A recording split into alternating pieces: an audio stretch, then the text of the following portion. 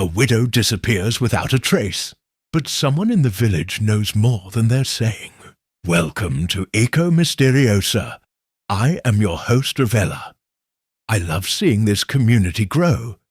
Tell me where you're tuning in from today. Your comments mean the world to me. I always love reading them. Now, let's unravel the mystery. It was one of those rare golden afternoons in St. Mary Mead, the kind that made the village look as though it had been painted in soft watercolours. The annual garden fete at the vicarage was in full swing, and nearly everyone within a 5-mile radius had turned up. The air smelled of fresh scones, roses, and gossip. Children darted about with paper flags. The Women's Institute bustled near the cake stall, and Mrs. Bantry's prize dahlias drew polite murmurs of admiration. Miss Jane Marple, seated modestly near the tea tent, was content with a plate of seed cake and a view of the crowd. Her pale blue eyes, mild and unassuming, seemed to take in everything. Few noticed how attentively she watched, how she noted the tight smiles, the quick glances, the strained laughter. People are never quite themselves in public, Miss Marple mused, stirring her tea. It's the truest place to see what they wish to hide. At 3:30, a ripple of attention passed through the gathering. Mrs. Clara Audley, the wealthy widow of Colonel Audley, had arrived. She was dressed in black silk despite the heat, her pearls gleaming against her throat. People whispered that she still mourned her late husband, though others suggested her grief had long since transformed into calculation. "Poor dear," said Mrs. Price Ridley, fanning herself, still clinging to her mourning clothes after 3 years. "But one can't help noticing she's taken quite a shine to Mr. Leonard Price of the bank." Miss Marple smiled faintly. "Ah, grief and companionship. Such curious companions themselves, don't you think?" The widow greeted the vicar's wife, Mrs. Clement, with mechanical warmth, her eyes darting as if to measure who watched her.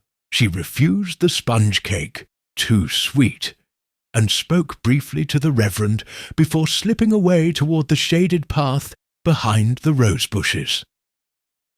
No one saw her return. By 5 o'clock, the fete began to wane. Miss Hartnell's raffle was drawn. Major Harper dozed under a parasol, and the village brass band struck up Greensleeves. It was Mrs. Bantry who first noticed. "Funny," she remarked. "I haven't seen Clara Audley for nearly an hour. She was meant to help with the flower competition." No one thought much of it at first. The widow was known for her dramatic airs. Perhaps she'd gone home early. But when the fete ended and her hat and parasol were found still hanging by the tea tent, unease rippled through the villagers. The vicar searched the grounds. Mrs. Clement telephoned the widow's maid. The maid insisted Mrs. Audley had not returned home. By sunset, Inspector Craddock had been summoned, and the next morning the entire village awoke to the shocking headline in the Evening Echo. While the police combed the fields and ponds, Miss Marple sat by her window knitting, her expression thoughtful. She had seen something small and curious, that did not fit, a simple thing, really. A young man near the refreshment tent, staring rather too intently at Mrs. Audley just before she disappeared. Miss Marple's needles paused mid-click. "Yes," she murmured to herself, "I dare say this will not be the last we hear of him." Would you like me to continue with Part 2, The Village Reacts, where gossip, suspicion, and hidden motives begin to stir through St. Mary Mead? The following morning broke soft and pale over St. Mary Mead, with a mist that clung to the hedgerows and wrapped the cottages in a damp hush. Word of the widow's disappearance had spread like ivy overnight. The postmistress swore she had seen Mrs. Audley walking toward the churchyard before dusk. Mrs. Price Ridley insisted the widow had been at the cake table a mere moment before the raffle. Each was quite certain of her version, and both were quite wrong.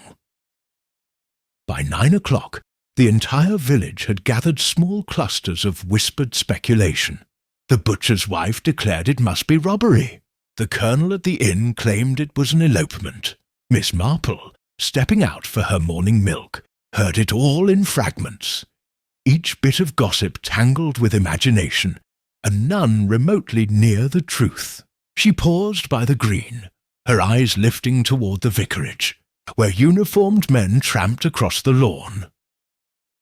Inspector Craddock, a tall, sensible man with an expression halfway between patience and fatigue, was there himself, questioning the vicar's wife. When he saw Miss Marple, he offered a nod both respectful and wary. He had learned through past encounters that her mild demeanour often masked a mind far sharper than the official inquiry. "Good morning, Miss Marple," he said. "You wouldn't happen to have noticed anything unusual at the fete yesterday?" She smiled faintly. "Unusual, my dear Inspector? In a village fete? One would hardly know where to begin. I did notice Mrs. Audley seemed, shall we say, ill at ease, as though she feared something might catch up with her." Craddock raised an eyebrow.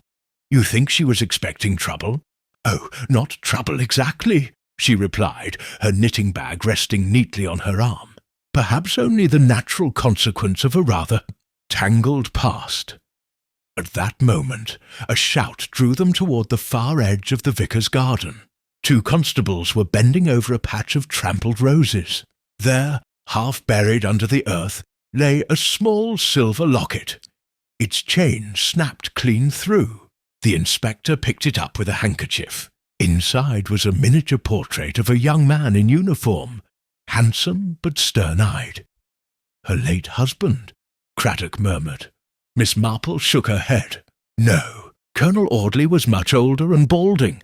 I remember his photograph in the parish memorial. This young man is quite different, and I dare say that makes the locket far more interesting." By midday, the story had evolved yet again. Some said the widow had run off with a lover. Others whispered that the colonel's fortune, inherited by Mrs. Audley, had drawn dangerous attention. But among all the chatter, a few details slipped quietly between conversations. Details that only Miss Marple seemed to note. The young man in the locket bore a faint resemblance to the stranger she had seen watching the widow near the tea tent. A resemblance, she decided, worth remembering. Later that afternoon, she paid a polite visit to Mrs. Bantry, who was half thrilled and half scandalized by the excitement. The 2 ladies sat in the sunroom, a tray of tea between them, the hum of speculation thick as honey. "It's dreadful, Jane," Mrs. Bantry said, eyes bright with morbid curiosity. "Imagine vanishing into thin air at a church fete. I told Henry that sort of thing only happens in novels. The police have been digging up the garden as if they expect to find her under the cabbages." "People do have such vivid imaginations when fear takes hold," Miss Marple said calmly, "though I must admit there's something very particular about this disappearance. Not merely sudden, but prepared for." Mrs. Bantry blinked.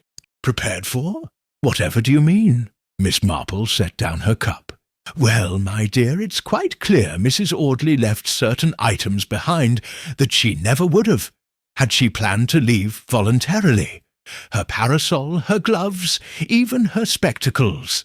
Yet one thing she took with her. Her handbag. Now that's very telling. People carry their handbags for secrets, not for convenience." Mrs. Bantry stared. "Do you think she's been abducted?" "Perhaps," said Miss Marple softly. "Or perhaps she's exactly where she meant to be." Outside, a carriage rattled past. The local constable heading toward the station with the locket carefully wrapped in brown paper. The inspector followed soon after, while villagers peered from windows like sparrows watching a storm. As evening fell, Miss Marple walked home, her steps slow along the cobblestone path. She paused at the crossroads, glancing toward the dark outline of the widow's cottage. Its windows were unlit. The garden gate hung open, creaking gently in the breeze. Something about the sight pricked at her mind. A faint echo of a memory, some parallel from another village long ago, where a lady had disappeared, and a truth far uglier had been buried beneath the appearance of sorrow. She continued on, her knitting bag swinging lightly. Behind her, the church bell tolled 7 times, its sound fading over the fields. Somewhere in the quiet distance, a dog barked once and was still. Miss Marple smiled to herself, a small, knowing smile. "Oh, yes," she whispered. "I believe our dear Mrs. Audley hasn't vanished at all. She's merely waiting to be found, in precisely the place no one dares to look, and dares to look, and gentle voice and faint scent of lavender soap. She was kind to me, Miss Marple, proper kind," Edie said, twisting a handkerchief. But these last few weeks, she'd been on edge, like she expected bad news. I'd hear her pacing in her room at night, and she'd startle something terrible at the sound of footsteps outside. "Did she ever mention a name, my dear?" Miss Marple asked softly. The girl hesitated, then nodded. "She spoke of a Mr. Felix once, said she wished he'd never come back. I thought maybe he was an old friend, or someone from before she married the colonel. She kept a letter from him in her desk, locked away. Only once did I see her reading it, and her face went white as milk." "Did you happen to notice the handwriting?" "Oh, very neat, like a schoolmaster's. Blue ink, thin lines." Edie bit her lip. "I shouldn't be saying all this, should I?" "Truth, my dear," said Miss Marple kindly, "is the one thing never out of place." As she left the shop, Miss Marple's steps were slow but steady. Felix. The name lingered in her mind like a note of music, faint yet persistent. She recalled the young man's portrait in the locket, the firm jaw, the self-assured eyes. There was arrogance there, and something colder beneath it. She had seen that expression before, years ago, on the face of a man who had smiled too easily at widows with money. At the same time, Inspector Craddock was making his own inquiries. He had called at the local bank, where Mr. Leonard Price confirmed that Mrs. Audley had withdrawn a considerable sum the week before her disappearance, nearly £200, in crisp new notes. When asked why, she had laughed and said she meant to invest in a matter close to the heart. That afternoon, Miss Marple met Craddock by chance outside the post office. He looked weary, his hat pulled low against the drizzle. "It's a confounded puzzle," he muttered. "No ransom note, no witnesses, no sign of a struggle. The woman's simply gone." "Not gone, Inspector," Miss Marple corrected gently. "Misplaced, perhaps, but not gone." He smiled despite himself. "You think she's still alive, then?" "I think," she said, "that she intended to appear dead or lost to someone in particular. But these little dramas have a way of overshooting their mark." Craddock frowned. "Meaning?" "Meaning," she replied, "that Mrs. Audley may have written a part for herself, in which she did not survive to hear the applause." The inspector looked puzzled, but Miss Marple only smiled. She had no intention of explaining, not yet. There was a pattern forming, delicate and faint, like lacework under frost. To reveal it too soon would ruin its clarity. That evening, as darkness settled once more over the village, a commotion arose near the old mill pond. 2 boys, fishing for minnows, had pulled up something dreadful. A woman's glove, sodden and pale, embroidered with tiny initials. C.A. Inspector Craddock arrived within the hour, lanterns flaring along the water's edge. The pond was dredged, but only mud and stones came up. Still, the glove was evidence enough to send a shiver through the onlookers. Miss Marple, standing quietly at the periphery, watched the men work. Her eyes followed the ripples spreading outward from the rope. The careful way Craddock pocketed the glove, the murmured prayers of Mrs. Clement. To most, the pond was a place of horror. To Miss Marple, it was merely one more mirror reflecting human folly. She turned away before the search was done. Later, back in her parlour, she lit a small fire and took from her sewing basket a piece of fine muslin.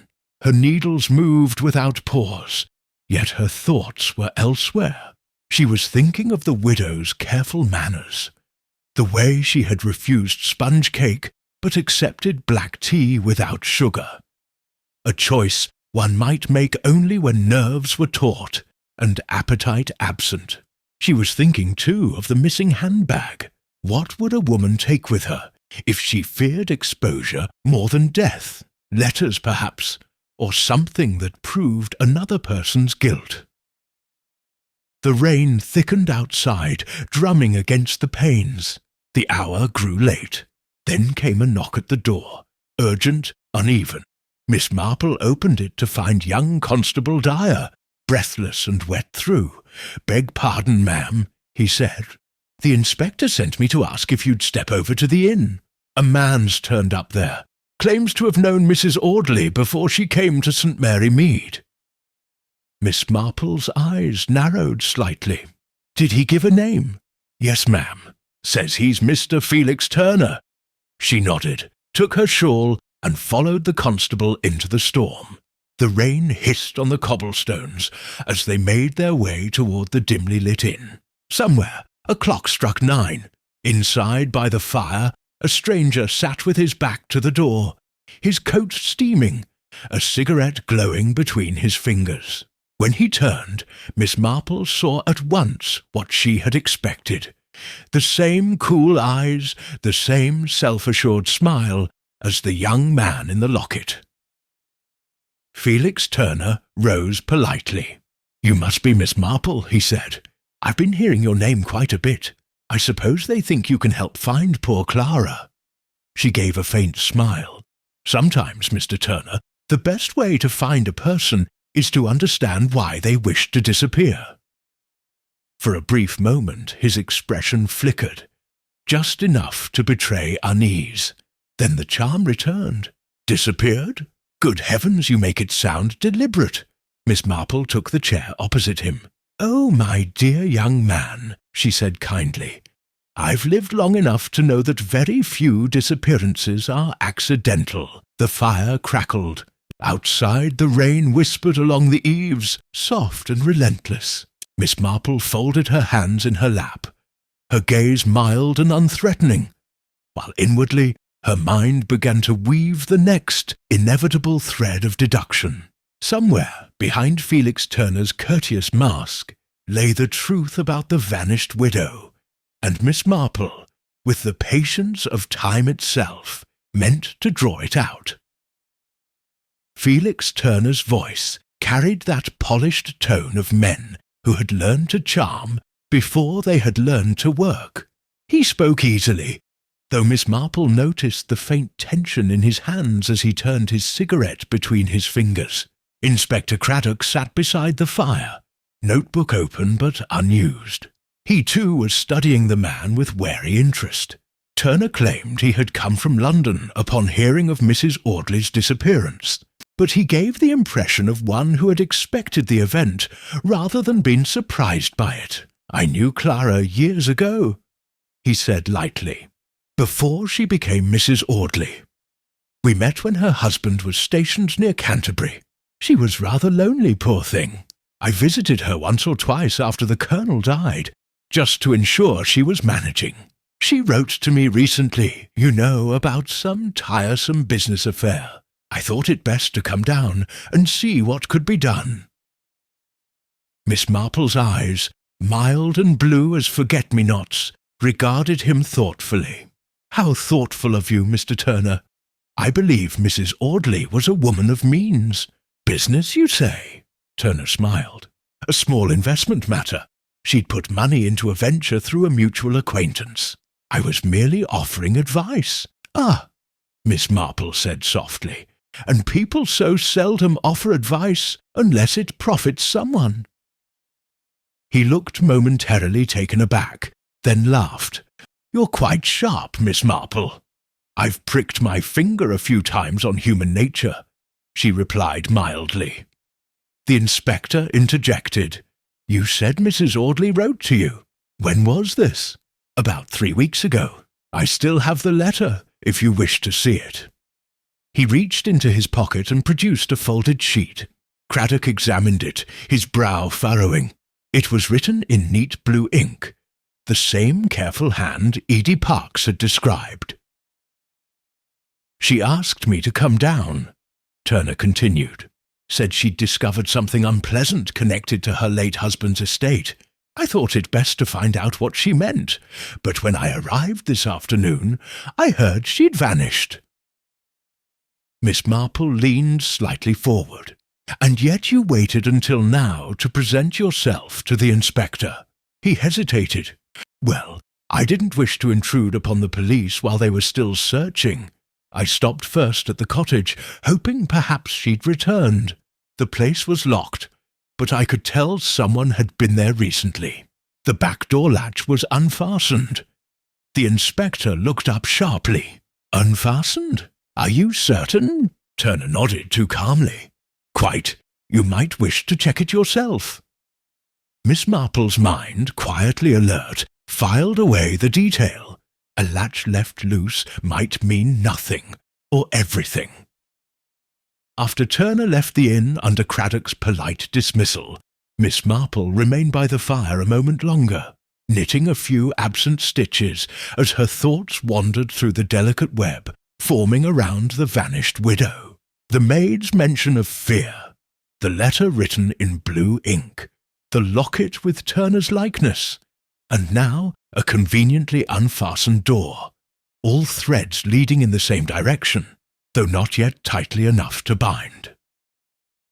That night the rain ceased, leaving the village wrapped in a damp hush. Craddock, weary but restless, called at Miss Marple's cottage before retiring. She poured tea for them both, and the conversation turned inevitably to Felix Turner. "I don't like him," Craddock admitted. "Too smooth by half.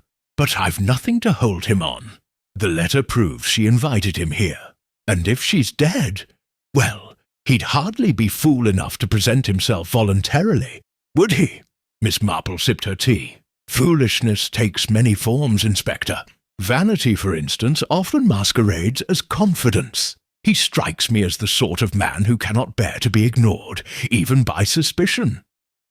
Craddock gave a tired smile. "You make him sound almost proud of being suspected." "Perhaps he is. Some men thrive on performance. If he played a part in Mrs. Audley's disappearance, he'll want the audience to see how clever he's been. The trick is to make him show it willingly. Show it willingly. Show it." Craddock leaned back, frowning thoughtfully. "You've something in mind?" "Not yet," she said, "but I shall." The following morning, a crisp clarity settled over St. Mary Mead. The clouds had lifted, and the sun revealed every glistening leaf and puddle. Villagers went about their errands, though conversation stopped abruptly whenever the widow's name arose. Miss Marple, basket in hand, made her way toward the churchyard. Her intention, she told herself, was merely to look about. But she had learned that people often said more to gravestones than to neighbours. As she passed the yew trees, she noticed footprints, fresh ones, leading from the Lich Gate toward the older section where Colonel Audley's grave stood. Kneeling before it, she found the soil recently disturbed, not by rain, but by human hands. Her eyes caught a small object half buried in the dirt, a brass key, dull from weather. She slipped it into her pocket and rose, just as a voice spoke behind her. "Paying respects, Miss Marple." It was Felix Turner again, appearing with that too-ready smile. "Indeed," she said evenly, "though not to the dead, I think. The living leave more interesting traces." He chuckled. "You have a way of making everything sound like a sermon. Observation, Mr. Turner, is rarely moral, only revealing." She met his gaze. "Tell me, do you often visit old friends' graves?" "Occasionally," he said. "It brings perspective. Clara's husband was a fine man. I thought it proper to acknowledge his passing." "Ah, conscience," Miss Marple murmured. "A visitor we all receive sooner or later." He glanced at her sharply, then turned on his heel with a courteous nod and left at the churchyard. She watched him go, her expression unreadable. When he was gone, she knelt once more and examined the ground. 2 sets of prints. His boots, larger and more recent, had partly obscured a smaller pair that led to the grave from the opposite side. A woman's shoes, judging by the narrow heel. That evening, she summoned Inspector Craddock to her cottage again. On her table lay the brass key, cleaned and shining faintly in the lamplight. "Found this by Colonel Audley's grave," she said. "It might fit her desk drawer, or perhaps her handbag, if it's ever found." Craddock turned it over in his hand. "Do you think she came there before she disappeared?" "I think she came there after she disappeared," Miss Marple said quietly. "And someone else went there later, to ensure what she left behind would stay buried." The inspector stared at her. "You're suggesting she's alive?" "For the moment," Miss Marple replied, "I'm suggesting she wished us to believe she wasn't. Whether she succeeded may depend entirely on Mr. Turner's next move." Outside, the church clock began to chime. Miss Marple folded her knitting into her lap and smiled faintly. "People so often make the same mistake, Inspector. They underestimate the dead, or those who pretend to be." Craddock pocketed the key, nodding slowly. "You'll let me know if you notice anything else?" "Certainly," she said, "though I fancy, before long, it will be Mr. Turner who notices something first. And when he does, we must be ready to watch how he reacts. It's always the reaction that tells the truth." The inspector left soon after, his boots echoing on the cobblestones. Miss Marple sat alone by the fire, her needles clicking softly, her thoughts sharp as ever. Somewhere beyond the hedgerows, a fox barked once, a brief, cutting sound that faded into the stillness. She looked toward the window where the moonlight fell across her lace curtains and whispered almost to herself, "Poor Mrs. Audley. I do hope you've hidden yourself well enough, because I'm quite certain someone's begun to dig." The following day dawned clear and cold, the sort of morning when sound carried sharply, and every footstep on the cobbles seemed louder than it should. Miss Marple rose early, stirred her fire to life, and found herself reflecting on the brass key that now rested in Inspector Craddock's keeping. Objects, she often said, spoke louder than their owners. A key was a promise of secrecy, and secrets were the true currency of St. Mary Mead. By 9:30, she was on her way toward the late Mrs. Audley's cottage. The inspector had arranged for the place to be examined again, and Miss Marple, under the guise of bringing scones for the constables, had been permitted to accompany him. The small house stood at the end of a lane bordered by elder bushes, its shutters drawn, its front garden wild with neglect. A faint smell of damp rose from the gravel walk as they entered. Inside, the air was close, faintly scented with lavender water and dust. The sitting room bore signs of careful taste: lace antimacassars, polished mahogany, a photograph of Colonel Audley in uniform, and on the mantel a porcelain shepherdess smiling eternally. Yet the place had an unease to it, as though it had been staged for an audience that never arrived. "Nothing touched since we were here," said Craddock, nodding toward the writing desk. "If that key you found fits the lock, we may have our first solid lead." Miss Marple handed him the brass key she had carried in her reticule for safekeeping. It turned easily in the drawer's lock, the mechanism clicking with soft precision. Inside lay a bundle of letters bound by a faded ribbon, and beneath them an envelope marked private. FT in the same elegant blue ink. Craddock exchanged a glance with her before opening it. The contents were brief, but chilling in their implication. "If you continue to press me, I shall be forced to act. I cannot allow the truth to ruin everything. Meet me at the vicarage fete, 3 o'clock, by the roses." The inspector swore under his breath, so she arranged to meet him there. Turner must have seen her. Perhaps there was a quarrel. "Perhaps," said Miss Marple softly, "though I rather think this letter was written by her, not to her. It is the hand of a woman used to elegant correspondence, and she always signed her letters to tradesmen with that curious flourish on the A. See? There it is, faint but certain." Craddock frowned. "You mean it was she who sent this to Turner?" "Exactly so. And the wording, 'I shall be forced to act,' suggests fear disguised as firmness. She intended to confront him, perhaps with something he thought destroyed." They examined the rest of the drawer. The letters beneath were harmless enough: invitations, receipts, polite notes from neighbours.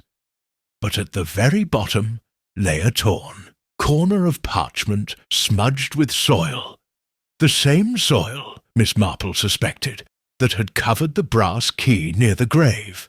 Upon it was written only a single word: "Ledger." "Could mean anything," Craddock said, pocketing it. "Or everything," she murmured. "A ledger keeps accounts, and Mrs. Audley was said to manage her husband's estate personally. Perhaps she discovered a discrepancy, something that would threaten whoever benefited from his death." Craddock nodded grimly. "We'll check the bank records and Turner's finances." They left the cottage as a carriage approached along the lane. To their surprise, it carried Mrs. Price Ridley, who alighted with the brisk air of one carrying vital news. "Inspector, Miss Marple," she cried, "you'll never believe it.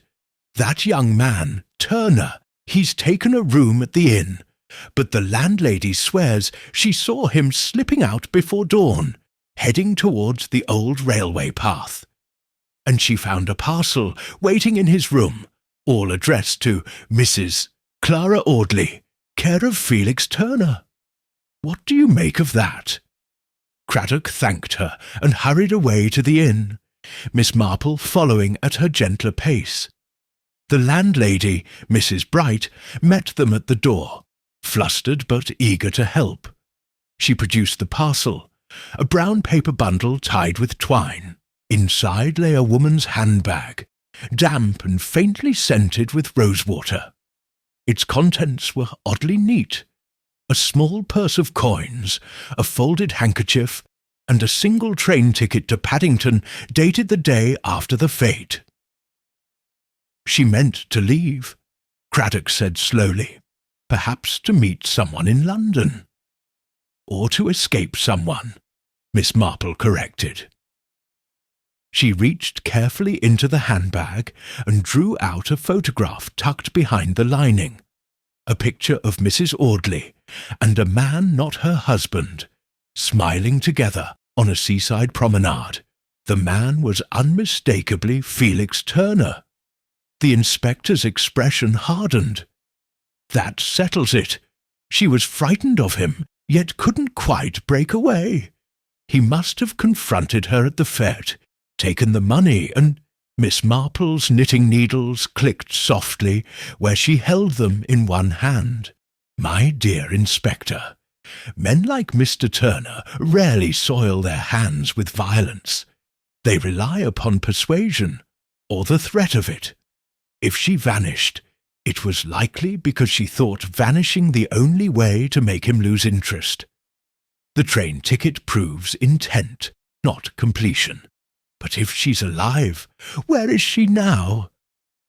Miss Marple's gaze drifted to the rain-streaked window. Somewhere she feels safe, perhaps among those who have reason to keep her hidden. You know, Inspector, widows are rarely as helpless as they seem. That evening, St. Mary Mead buzzed anew with rumour. Some claimed the widow had been seen boarding a carriage near the crossroads. Others whispered she had drowned herself from remorse. But by the time twilight deepened, the talk turned to a far more tangible development. Felix Turner had disappeared from the inn, his bed untouched, his luggage gone. When Craddock came to inform Miss Marple, she received the news with a slight nod, as though expecting it. "Like a fox that smells the hounds," she said. "He's running, and running means guilt, or fear of guilt." Craddock paced before the hearth, paced before the hearth, paced before. "We'll send word to the stations, block the roads. If he's leaving the county, then he's making a mistake," Miss Marple said, "because sooner or later he'll have to return. Men like Mr. Turner always do. They circle back to the scene of their cleverness, unable to resist admiring their handiwork." She rose, smoothing her skirt, and crossed to the window. The night outside was silent except for the faint toll of the church bell. "I think," she said softly, "we've been looking for the wrong disappearance. Mrs. Audley didn't vanish from the fete. Mr. Turner did, only he took longer to realize it." The inspector looked puzzled. "You're speaking in riddles again, Miss Marple." She smiled faintly. "Not riddles, dear Inspector, patterns. And I fancy before the week is out, we'll find one more clue. A small, ordinary thing that everyone else has seen, and no one has understood. That will tell us precisely who planned this little drama, and why." As Craddock took his leave, the old lady sat once more by her fire, her knitting resuming its steady rhythm. Outside, the wind rustled through the village like whispered conversation. Somewhere in that quiet darkness, she felt certain, the widow waited, alive, afraid, and watching for her moment to return. Miss Marple adjusted her spectacles, her eyes bright with purpose. "Yes," she murmured, "the curtain hasn't fallen yet, and our leading man, I fear, has forgotten his lines." Inspector Craddock did not sleep that night. Reports of Turner's disappearance arrived from every direction, each useless. No one had seen him at the station. No carriage driver recalled taking him anywhere. And none of the inns along the London road had registered a man of his description. By morning, the inspector's patience had begun to wear as thin as his temper. Miss Marple, on the other hand, looked as placid as a church pond when he arrived at her cottage just after 8. She had already taken tea and was trimming a rose-cutting in her garden, her sleeves neatly rolled. "You've heard, I suppose," Craddock said grimly, "about our vanished visitor." "Yes, dear Inspector, though I fancy he's not gone very far." Craddock sighed. "You keep saying that, but where could he hide? Everyone in St. Mary Mead knows his face by now." Miss Marple set down her pruning shears. "Oh, not everyone, Inspector. Not those who make a habit of not seeing what's under their noses. People rarely notice strangers if those strangers appear to belong." She straightened, wiping her hands on her apron. "If I were you, I'd look for a man pretending to be useful. A gardener, perhaps, or a handyman." Before she could finish, a sharp knock interrupted her thought. Edie Parks, the widow's maid, stood on the path, pale and trembling. "Miss Marple, Inspector, I found something," she gasped. "In the wash-house behind Mrs. Audley's cottage. I went to fetch my things, and under the soap crate there was— oh, I daren't touch it." Within minutes they were at the cottage again. The wash-house smelled of damp and starch. A shaft of morning light slanted through the window. Beneath the crate, wrapped in a square of oilcloth, lay a ledger book, its pages stiff and yellowed. Craddock opened it carefully.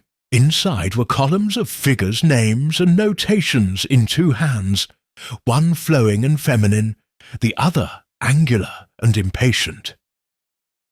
Miss Marple bent close. "See here. The Colonel's handwriting stops midway through last year. The later entries are hers, and these notations, FT, recurring beside various withdrawals. It appears Mrs. Audley had been paying Mr. Turner a tidy sum for some time." "Blackmail," Craddock muttered. "She must have discovered something, and he used it against her." "Or she used him," Miss Marple said softly. "Women who seem weak often learn to barter with those who think them easy prey. Perhaps she paid him to keep silent about something not her own." As they spoke, Edie gave a small cry. She had been staring at the floor, where muddy footprints, 2 sets, led from the back door to the crate, one large, one small. "Those weren't there yesterday," she whispered. Craddock straightened. "Then someone's been here during the night. Dyer, fetch the constables, and keep your eyes on that back lane." While the inspector set about his orders, Miss Marple stood by the doorway, her gaze drifting toward the lilac hedge that bordered the path. A faint rustling came from beyond it. She moved forward a few steps, very quietly, and peered through. A man crouched there, half hidden in the brambles, watching the house. His coat was torn, his hair plastered with dew. But even in that state, Felix Turner's features were unmistakable. Miss Marple did not startle him. She merely spoke in that calm, courteous voice that could have been addressing a stray cat. "You really should come inside, Mr. Turner. It's dreadfully damp to be skulking about in hedges at your age." He froze, then straightened slowly. I was on my way to see the inspector," he said, attempting a smile. "Wanted to explain things before they got out of hand." "Then you've chosen the perfect moment," she replied serenely.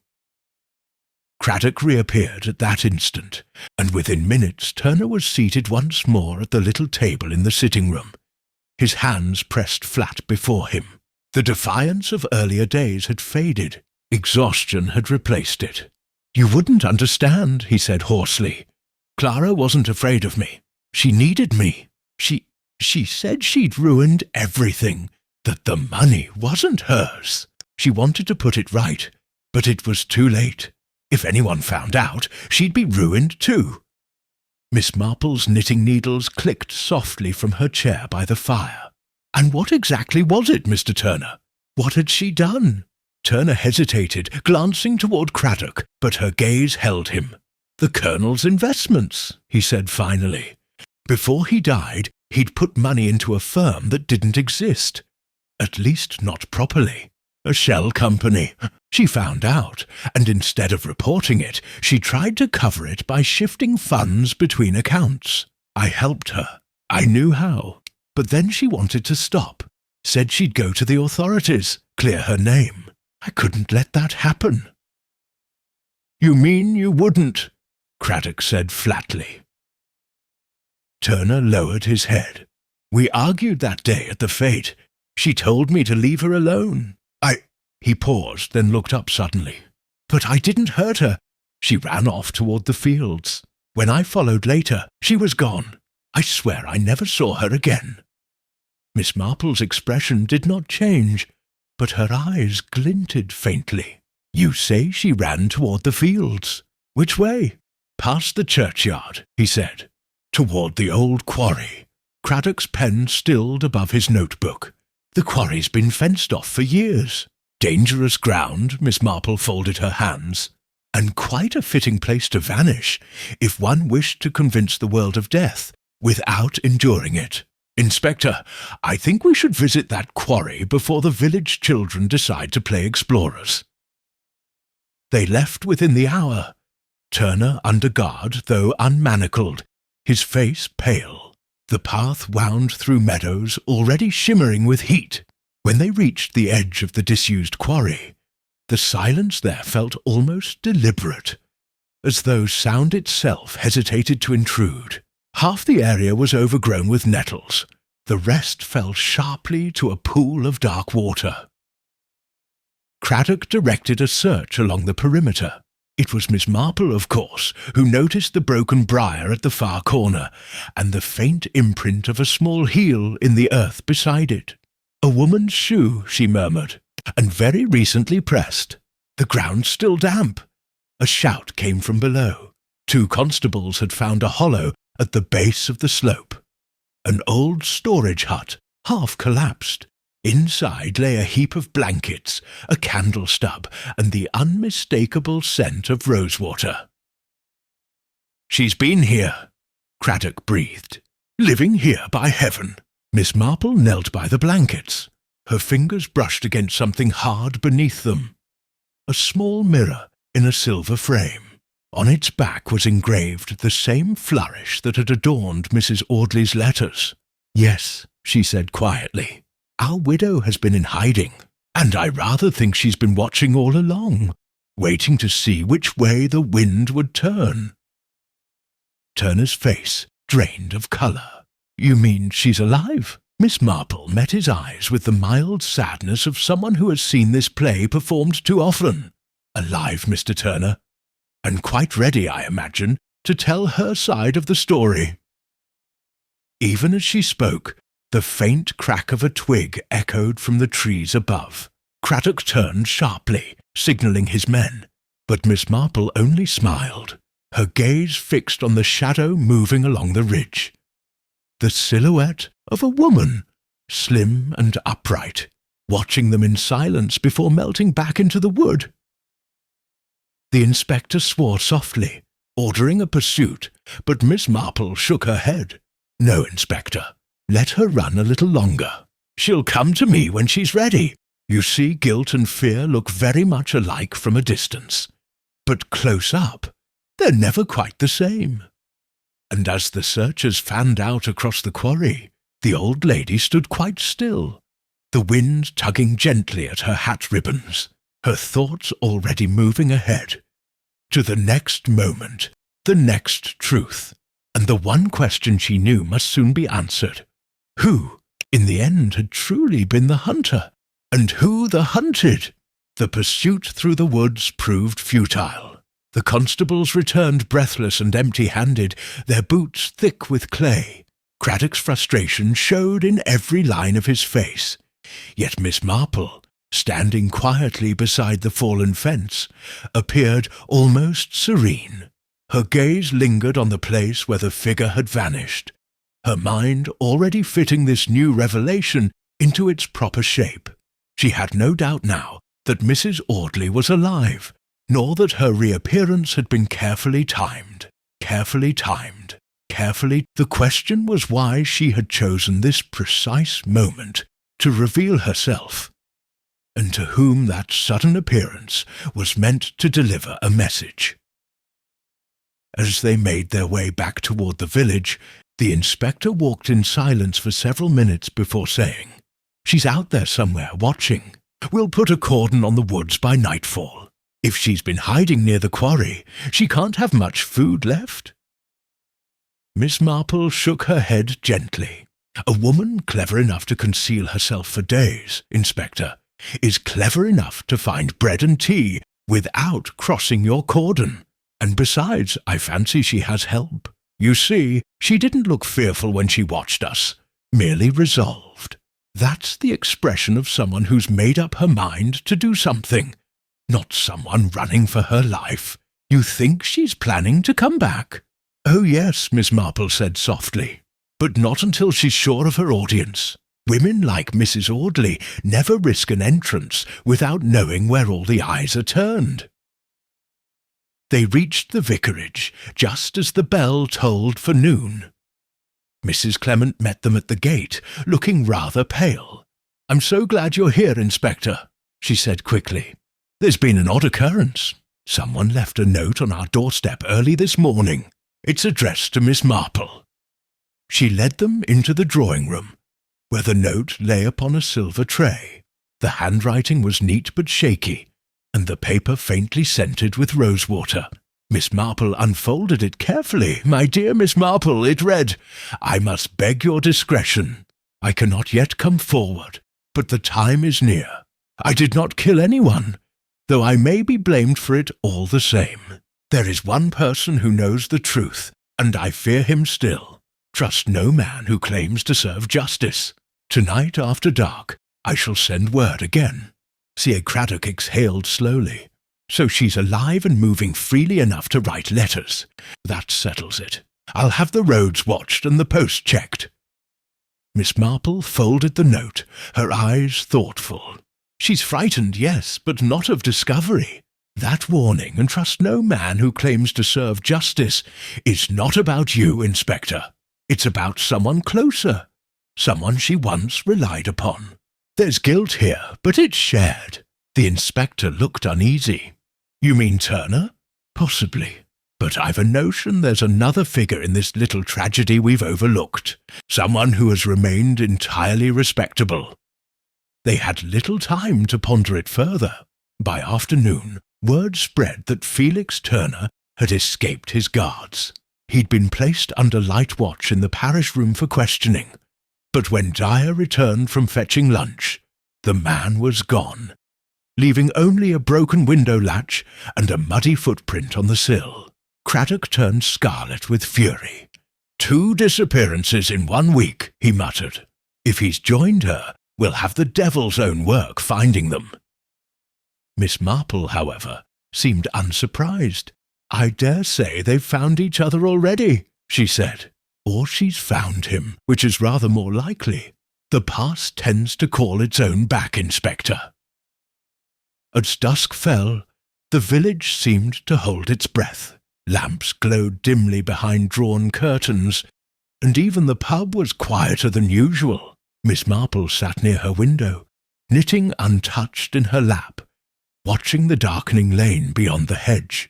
She felt the tension in the air like a gathering storm. At precisely 9 o'clock, there came a soft tap at her door. She opened it to find a boy, Tommy Harris, the grocer's errand lad, standing there with a folded paper in his hand. "Message for you, miss," he said.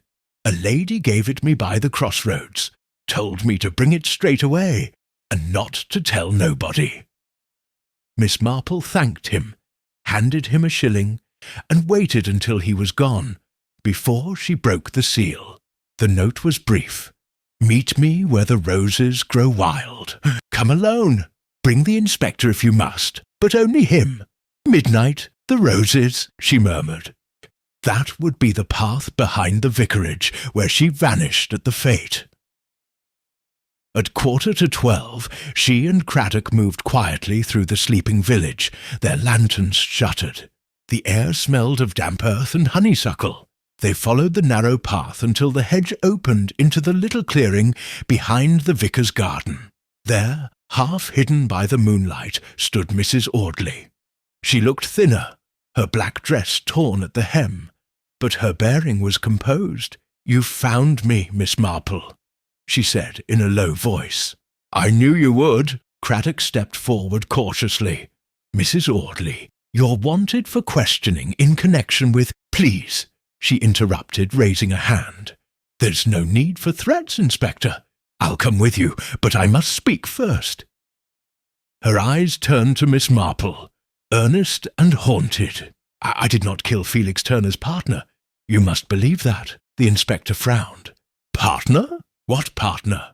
"He wasn't working alone," Mrs. Audley said bitterly. "The colonel trusted him, trusted both of them, with his money. But they stole it, When the colonel died, I found papers he'd hidden. Turner came to me, begged me not to expose him. I agreed to keep silent for a price. But then I found out who the other man was. Someone powerful, someone who could ruin us both. Who? Craddock demanded. Mrs. Audley hesitated. Her gaze flicked past him into the trees. "He's here," she whispered. A twig cracked in the darkness. The inspector swung his lantern toward the sound, revealing the outline of a man stepping from the shadows. For a moment, all three stared in stunned silence. It was Reverend Clement himself, the mild, kindly vicar of St. Mary Mead.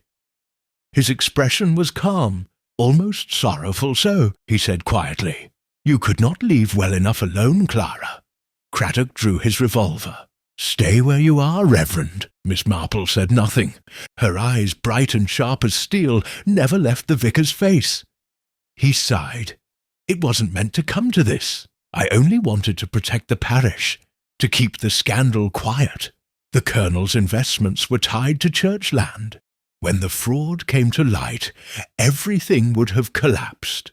Turner was reckless, but I could have managed it, until Clara insisted on confessing. She always had a flair for martyrdom." Mrs. Audley's voice trembled, but held steady. "You tried to silence me at the fete. You pushed me, Reverend. If I hadn't run, I'd have ended up in the pond." Craddock advanced, hand firm on his weapon. "That's enough, sir. You'll come with us." The vicar's composure wavered for the first time. "You don't understand. Everything I did was for the good of this place, for the people who believed in me." His hand twitched toward his coat pocket. Craddock raised his revolver sharply, but Miss Marple stepped between them, her calm voice cutting through the tension like a bell. "No more harm, Reverend. Not for pride's sake. There's been enough of that already." For a long moment he stared at her. Then his shoulders sagged. The struggle drained from his face, leaving only exhaustion. "You're right, Miss Marple," he murmured. "You always are." He held out his hands for the inspector to cuff, the picture of a man relieved to be finished at last. As Craddock led him away, Mrs. Audley turned to Miss Marple, tears streaking her dirt-stained cheeks. "How did you know?" Miss Marple smiled faintly. "Oh, my dear, a man may preach salvation every Sunday, but the eyes never lie when they speak of money. Your Reverend looked guilty from the first moment he heard your name." And as the first pale light of dawn crept across the fields, the village of St. Mary Mead, still sleeping peacefully, remained blissfully unaware that beneath its ivy walls, sin and salvation had once more met by moonlight, and that it was an elderly lady, quiet and kind, who had seen them both clearly from the very start. The dawn light spread across St. Mary Mead like a hesitant confession, touching the thatched roofs and dewy hedgerows with pale gold. The village woke slowly, unaware that its vicar now sat under police guard in the vestry, his hands clasped, his face a study in quiet despair. Word had not yet spread, though it would. Miss Marple knew that secrets in St. Mary Mead never slept for long. The inspector had ordered discretion until the formal arrest could be made, but she could already imagine the chorus of whispers that would hum through the village by noon. That the Reverend Clement, the man who had christened their children and buried their dead, was guilty of deceit, fraud, and nearly murder. And Miss Marple sat in her cottage parlour, tea untouched, eyes resting on the faded roses in her garden. It was not triumph she felt, but an old familiar melancholy. Evil in villages, she often said, was like mildew. It crept quietly, hiding behind gentility, thriving where the air was too still. The Reverend had not looked like a criminal. That was precisely why his guilt had been so hard to see. Inspector Craddock entered without ceremony. Fatigue etched deep in his face. "It's done," he said wearily, removing his hat. "We've taken his statement. He's confessed to the fraud, and to confronting Mrs. Audley at the fete. Says he only meant to persuade her to keep silent. Claims she slipped when she tried to run. Miss Marple looked up, her expression mild. And you believe him? Craddock hesitated. Part of it. The rest? Well, there are details that don't sit right. Turner's disappearance, for one. We still haven't found him. He was the vicar's accomplice, yes.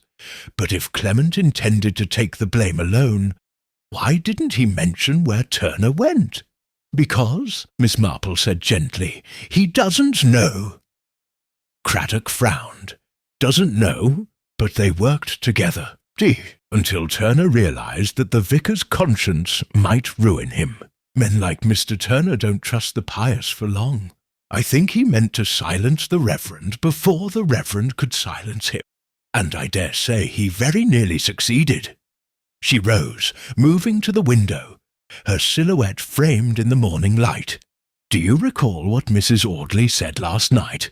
I did not kill anyone, though I may be blamed for it all the same. That was not fear of the Reverend's schemes. It was guilt over something else, something she saw or failed to stop. Craddock rubbed his temples. You're suggesting there's another death we don't know about. I'm suggesting, Miss Marple said, that the quarry may hold more than blankets and mirrors. If Mr. Turner followed her there, and I think he did, then it is not impossible that one of them left that place alive and the other did not. Within the hour, Craddock had a team searching the quarry once more. The villagers gathered in uneasy clusters, whispering behind gloved hands as constables tramped past their gates. Miss Marple joined them later, her calm presence drawing murmurs of respect. She stood near the edge of the pit, her eyes fixed on the dark water that glimmered faintly under the sun. For a long time, there was nothing, only the splash of poles breaking the surface, the calls of the men echoing against the rock. Then came the shout. Something heavy had been caught on a grappling line. The inspector knelt as the men drew it up, mud and water cascading down the bank. A shape emerged, unmistakably human. The body was badly decomposed, but still recognizable. Felix Turner's ring gleamed faintly on one bloated hand. Craddock's expression hardened as he looked toward Miss Marple. You were right. He didn't get far. She nodded once, gravely. Nor did he mean to. You see, Inspector, he underestimated both the vicar's desperation and Mrs. Audley's courage. She must have seen the struggle, realized what was about to happen, and fled before she, too, was caught. It was her fear, not guilt, that sent her into hiding. The Reverend, believing she drowned, saw his own salvation in silence. Yet the truth was bound to surface, literally, as it seems. The inspector exhaled slowly, staring down at the grim discovery. It fits. The marks on the rocks, the missing footprints. She ran, he followed, they fought, and he fell. But why keep silent all this time? Why vanish when she could have proved her innocence? Ah, Miss Marple said, her tone wistful. Because innocence is seldom simple, my dear Inspector. She had been blackmailed, deceived, and was complicit. If only in silence. She knew that even truth once muddied can ruin as surely as lies. They took the body to the infirmary, and by evening the village was humming with dreadful excitement. Craddock, exhausted but relieved, filed his final report, and Mrs. Audley, pale, shaken but composed, was escorted to the constable's office to give her statement. Miss Marple accompanied her, not as witness or accuser, but as quiet comfort. Inside, the widow's voice trembled only once. He fell, she said simply. It was raining, and the stones were slick. He grabbed my arm, shouting that I'd ruined everything. The vicar tried to pull him back, but he slipped. I ran, I couldn't think.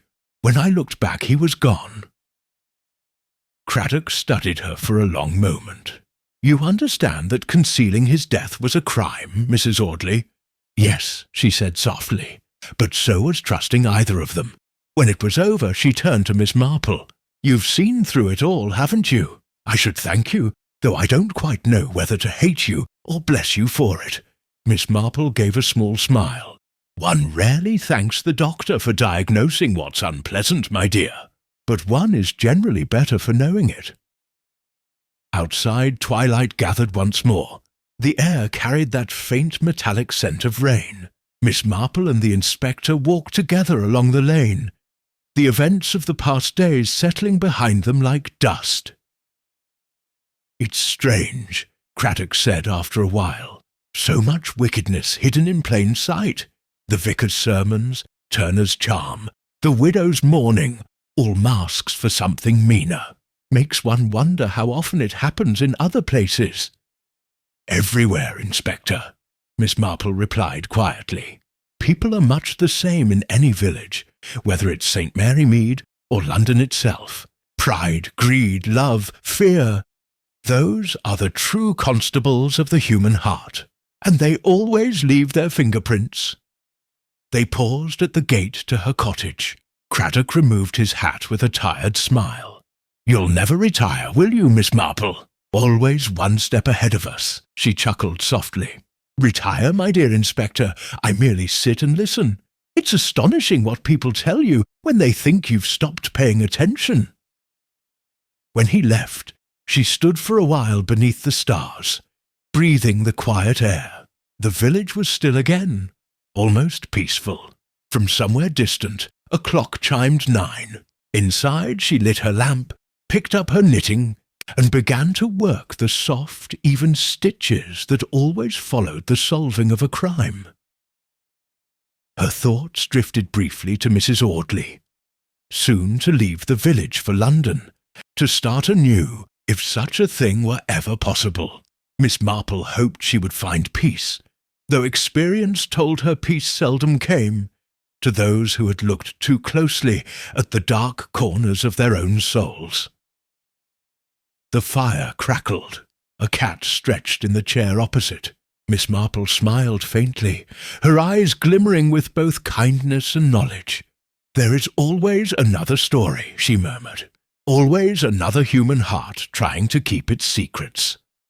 And outside, under the calm English sky, the village of St. Mary Mead slept once more, innocent, outwardly unchanged, and entirely unaware that evil, having been so neatly uncovered, was already sowing its quiet seeds anew.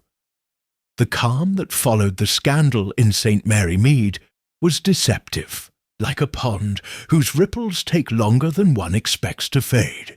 For a few days it seemed as though the matter had settled. The Reverend Clement had been escorted away to await formal trial. Mrs. Audley had withdrawn from the public eye, and the villagers, having feasted on the gossip, began to turn their attention back to roses and drain gutters. Yet Miss Marple sensed, as she so often did, that not all threads had been neatly tied. She felt it in the odd, restless silence that followed conversation, in the furtive looks exchanged when the widow's name was mentioned, and in the faint tremor of unease that still hung about the vicarage lane. On the third morning after the discovery of Turner's body, Miss Marple received an unexpected visitor. It was Mrs. Bantry, dressed in her best hat and exuding that particular air of excitement that meant fresh news was on the wind. "Jane," she said, barely waiting to sit down, "you won't believe what I've heard. They're saying the Reverend wasn't the only one in it. The church warden, Mr. Hesketh, you know, that dry little man who plays the organ, was seen in London the week before the fete, drawing money from an account tied to Turner's firm. The police are keeping it quiet, but my cousin's husband heard it from a clerk at the county offices." Miss Marple's knitting needles paused mid-stitch. "Really?" she said mildly. "How very interesting. Mr. Hesketh is such a punctual man, and so very tidy in his accounts. I do wonder what prompted him to take such an uncharacteristic trip." Mrs. Bantry leaned forward eagerly. "So you think it's true?" "I think," Miss Marple said thoughtfully, "that truth, like cream, eventually rises to the top, but it does so only when the milk has been stirred. Later that afternoon, she found herself once more at the vicarage, ostensibly to return a book to Mrs. Clement, who had borne her husband's disgrace with stoic calm. But the vicar's study door stood ajar, and through it Miss Marple glimpsed Inspector Craddock, bent over a small pile of papers. When he saw her, he smiled, weary but grateful. "You've heard the latest, I suppose? There's a new name in the mix. Hesketh. We found correspondence between him and Turner, hidden in the Reverend's hymn ledger. Seems they were planning to invest the stolen money abroad. Stolen money abroad. Stolen money." Miss Marple nodded slowly. So the Reverend was not merely protecting his parish, but protecting a colleague. And Mr. Hesketh, being a cautious man, preferred that others do the dirty work while he arranged his safety. Yes, that does sound rather like him. Craddock rubbed his chin. "You've met him, then?" "Many times," Miss Marple replied. "He once lectured me on the dangers of moths during evensong. I remember thinking that he rather enjoyed extinguishing small, fluttering things." The inspector smiled faintly. "You think he's fled?" "Oh, I think he's still here," she said softly. "Men like Mr. Hesketh never flee, while they can still hope to talk their way out. He'll be watching, waiting for the right opportunity to make himself appear blameless. And when he does, he'll come to you, Inspector, to offer his assistance. Do be prepared to accept it politely." Her prediction was uncannily accurate. 2 days later, Mr. Hesketh presented himself at the police station, immaculately dressed and very grave. He expressed the deepest regret at the unfortunate situation involving the Reverend, and claimed he wished only to help clear the parish's name. "I knew nothing of the Colonel's dealings," he insisted. "I merely advised Mrs. Audley on certain charitable donations. Turner handled the accounts. I was but a witness to signatures. If my name appears in his papers, it must be through some clerical confusion." Miss Marple, who had been invited to observe the interview at Craddock's request, sat quietly in a corner, her hands folded. When Hesketh finished, she spoke so gently that he started. "You do keep your ledgers so beautifully, Mr. Hesketh. Tell me, do you also keep copies of your letters?" He blinked, suspicious. "Naturally, madam. It's only proper bookkeeping." "Indeed," she said. "Then perhaps you can explain why one of them, dated the 12th of May, was found in Mr. Turner's pocket. It refers quite explicitly to the foreign transfer." Colour drained from Hesketh's face, but only for a moment. "Forgery," he said quickly. "Turner must have forged it to implicate me." "Forgery requires imitation," Miss Marple said softly, "and imitation, I'm afraid, rarely gets the flourish of an H quite so right." Craddock leaned forward, his tone now sharp. "We'll need those letter copies, Mr. Hesketh. All of them." The churchwarden hesitated, then gave a thin smile.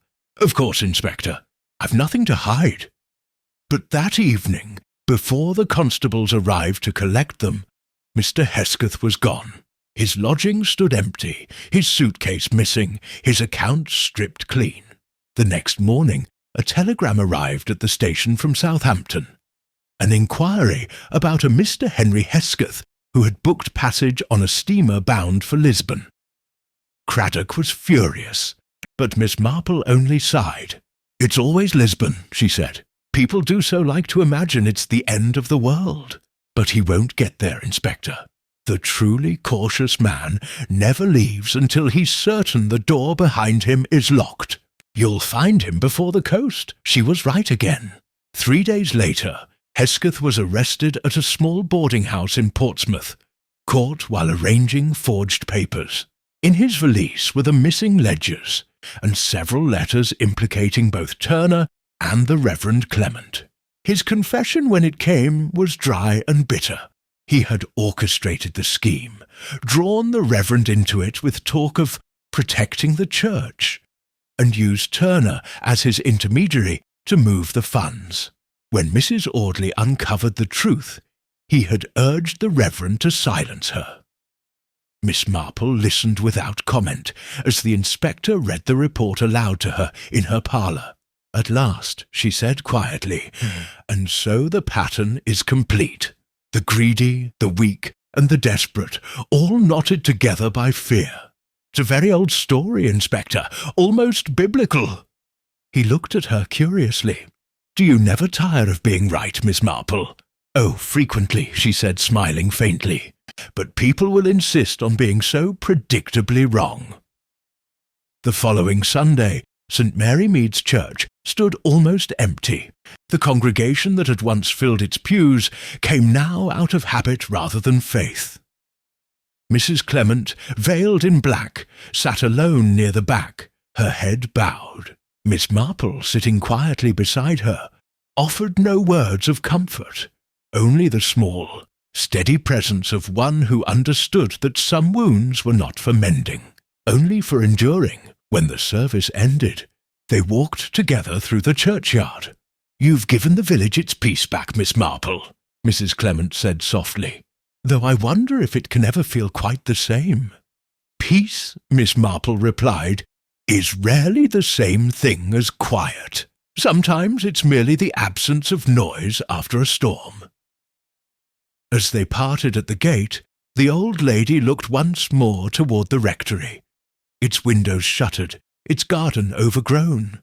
She felt a curious pang, of pity perhaps, or recognition, for she knew, as surely as she knew her own name, that somewhere beyond the village another little drama was beginning to take shape, another polite deception gathering under the calm surface of English respectability. And so, with the faintest sigh, she turned toward home, her knitting waiting by the hearth, and the eternal rhythm of life in St. Mary Mead resuming its deceptive, comforting hum. The trial of Reverend Clement took place quietly, as such matters in England often do, without spectacle but not without consequence. His confession, though sincere, could not absolve him of the fraud or his part in Turner's death. Yet the court, moved by his remorse, tempered justice with mercy. He was sentenced to a modest term, with the understanding that repentance had already become his punishment. Mrs. Audley, pale but resolute, departed for Bath soon after the proceedings. The newspapers called her the Vanishing Widow of St. Mary Mead, a title she neither sought nor denied. Miss Marple saw her off at the station, the two women standing amid the gentle chaos of porters and steam. "You're quite certain, my dear, that you wish to go alone?" Miss Marple asked softly. "I must," the widow said. "Too many eyes here still see me as a ghost.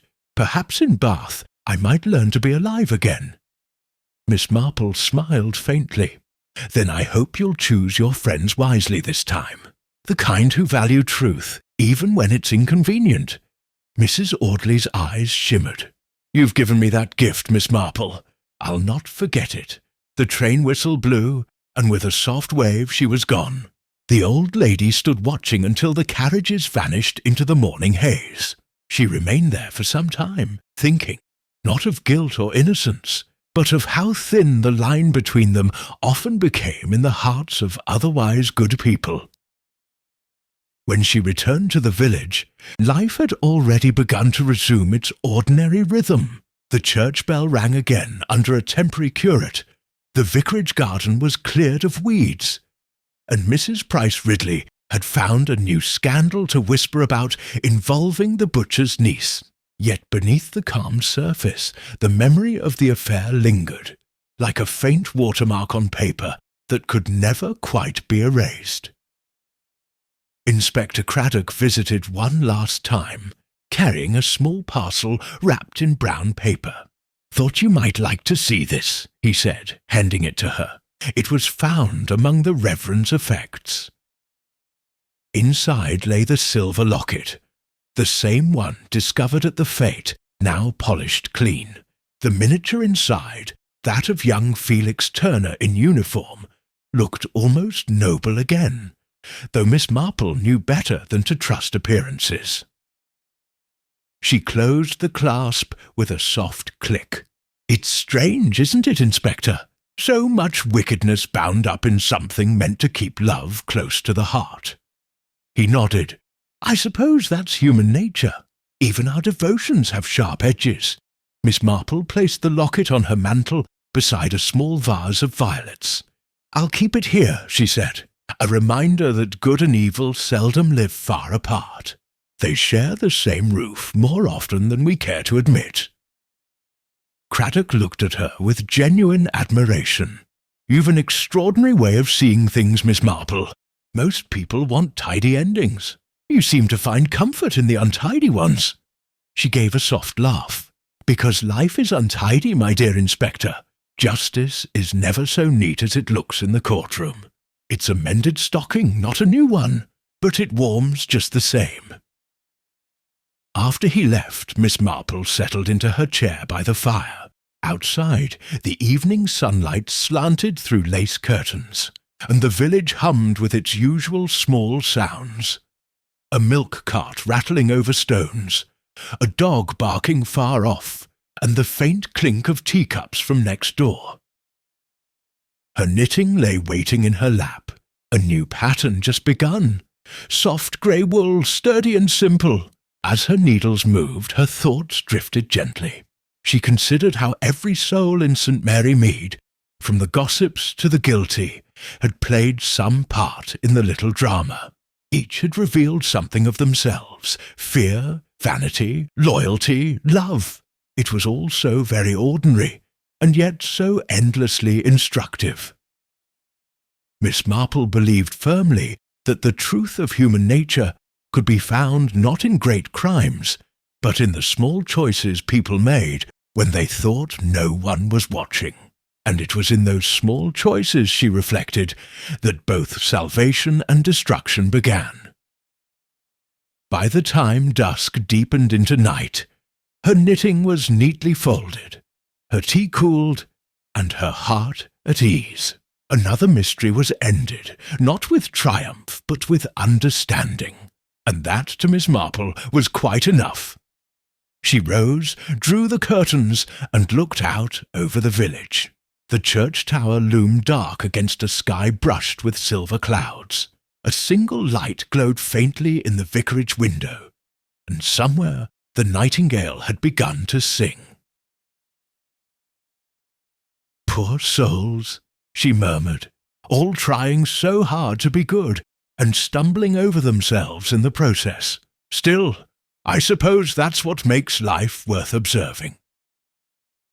She smiled, turned down the lamp, and let the room fall into soft darkness, the last embers of the fire whispering low. In that quiet glow, St. Mary Mead slept peacefully once more, its sins confessed, its secrets buried.